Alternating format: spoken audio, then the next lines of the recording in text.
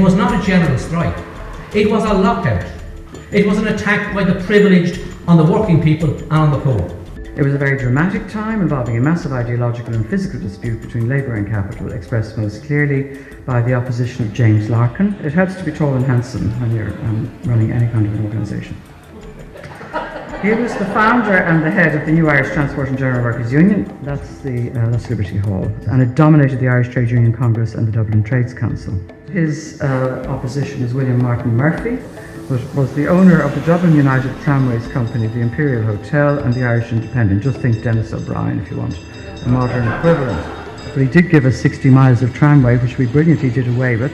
But if you got on one of them and travelled from the leafy suburbs of South Dublin to Henrietta Street, you wouldn't need to be a radical socialist to believe that there was a class war going on. You could see very, very obviously that there were classes of people. Let us remember that at the time the pay and conditions of Irish workers were amongst the very worst in Europe, and the slums of Dublin were amongst the very worst in the world. By 1913, Larkin had raised the pay of unskilled workers who joined the union by 20 to 25%, which is a phenomenal rate of increase. Murphy drew up a document which the employers presented to their staff for signing. The workers of Dublin refused to sign. Larkin called a strike. The tram stopped running on the 26th of August 1913, the first day of the Dublin Horse Show, when everybody wanted to get on a tram to go out to Ballsbridge, so it was strategically a good time to do it. And Murphy began a strategy of locking out any worker who refused to sign a pledge not to join the transport union.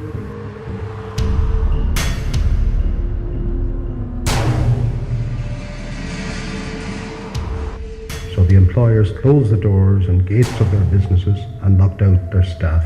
And so began the Great Lockout, which is one of the most important events in Irish history. Within a few weeks, 400 employers had locked out 15,000 workers, and that's called syndicalism for employers.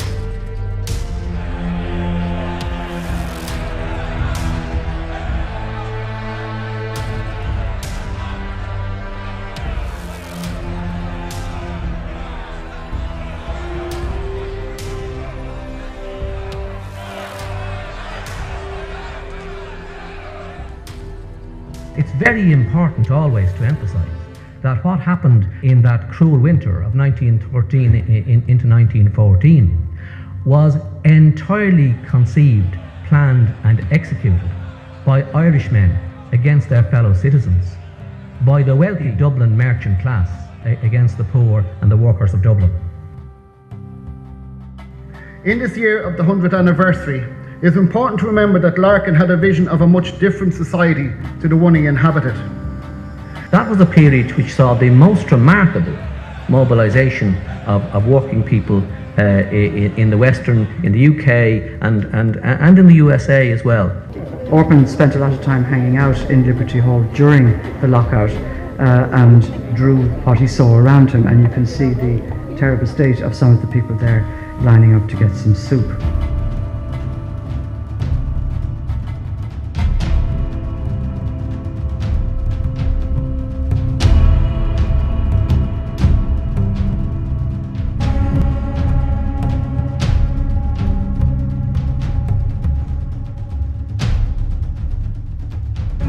One of the characteristics of that resistance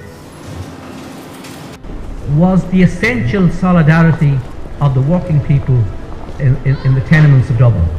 Jack talks a great deal about solidarity, and it's a word I love to hear. And in many ways that slogan sums up what solidarity actually means. An injury to one is the concern of all. The suffering of women within 1913 as the ones who had to try desperately to keep families together, to feed children, with very little sense of being able to do anything about it. But of course we also see on the other side the rise of women. We see women in the Women's Workers' Union. We see people like Rosie Hackett who have been now remembered. It was actually thanks to the British workers, organised, and particularly the miners of South Wales and others, organised under the banner of the TUC, who by contributing their farthings and halfpennies and pennies from their wages every week ensured that the actual citizens of Dublin survived. Dublin in those years was full of courtyards of sort of single or double-storey houses like this. The tenements were not all Georgian houses, and you can see there a pump in the middle of the yard, which would have been shared by all of the many families inhabiting that house and the other houses in that courtyard. 20,000 families, possibly up to 100,000 people, lived in single-room dwellings. That means entire families occupied single rooms. Why were so many people living in those abysmal housing conditions? Well, they were living in those abysmal housing conditions because housing was still being treated as a commodity, as a commercial transaction. And if you didn't have any money, then you lived in a hovel. The sanitation conditions people lived in were disgusting and appalling, the dirt, the filth, the lack of a capacity for self-respect in those conditions.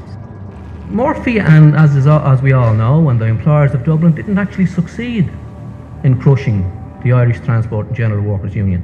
Within a very short time, it was going from strength to strength.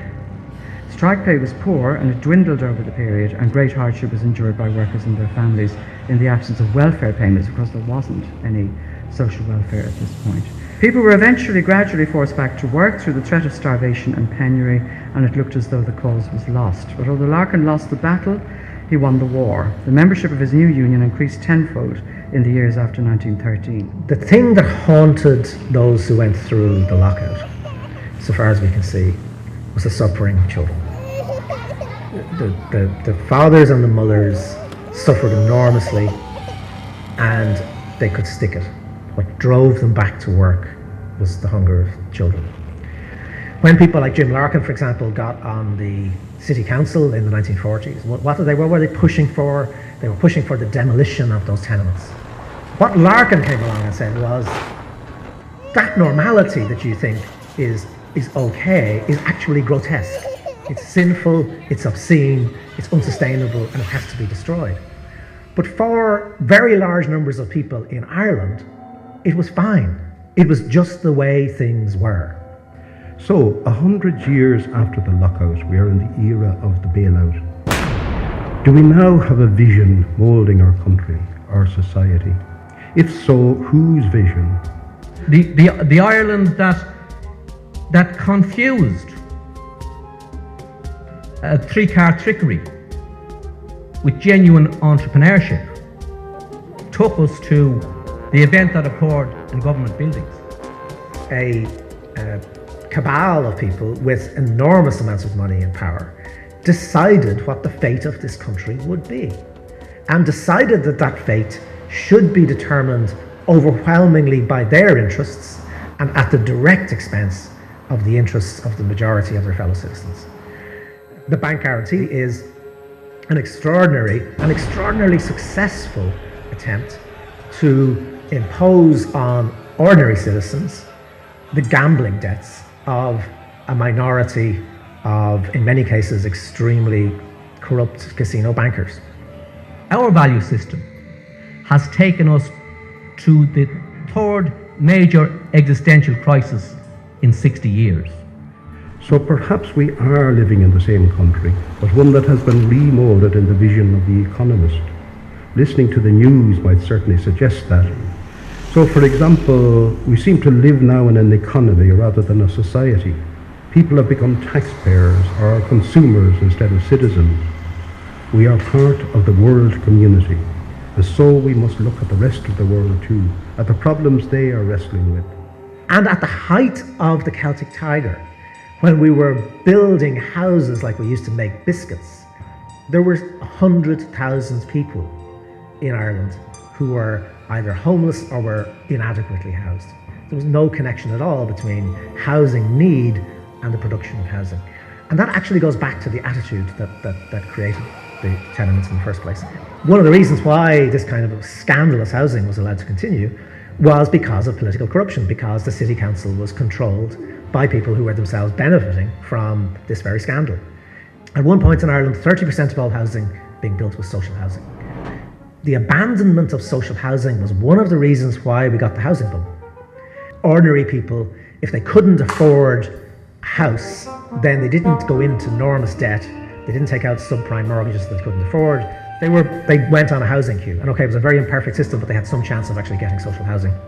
One of the haunting images, if you read people's experiences of 1913, is the experience of debt. It's the experience of people who are terrified of losing what little they have. a majority of the population, ends up at the end of the month after they paid all their bills with less than €100. That's most of us. And therefore any crisis can pitch ordinary families, ordinary middle-class families, into real fear. That gnawing anxiety that people felt throughout the lockout of, can we actually get through the next week, is an experience that people are feeling in Ireland right now. And this experience of death, this experience of loss, this experience of having built up something and then seeing it taken away from you, is an experience that we have right now in Ireland for so many people. In the year 2000, we owed €37 billion. By 2012, we owed 192. So that's effectively what we've done. So who or what is going to save Ireland? At the very nadir of our fortunes, certain politicians were quoted as saying that the arts would save Ireland. Perhaps what was meant was that the country was looking to the artist for a new vision, that the artist had some special responsibility to be the saviour, a new Yeats who would be listened to for a change. The artist as artist has one responsibility, and that is to create art, and to create it to the highest level of his or her ability.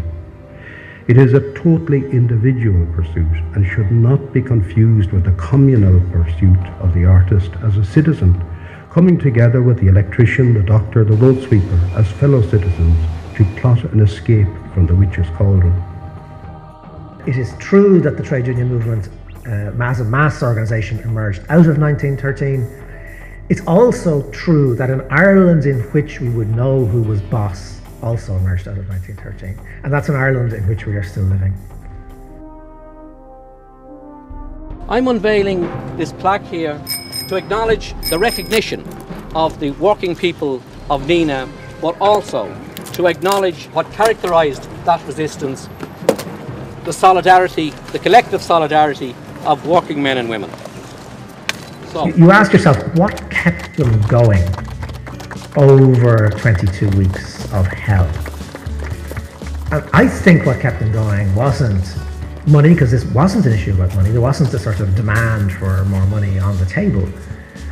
It was a sense that, having asserted themselves collectively, they gained a sense of collective dignity, and they didn't want to give it up. And everyone who was engaged in conducting a debate around those issues is laying the basis for the foundation of a more sustainable society for the future.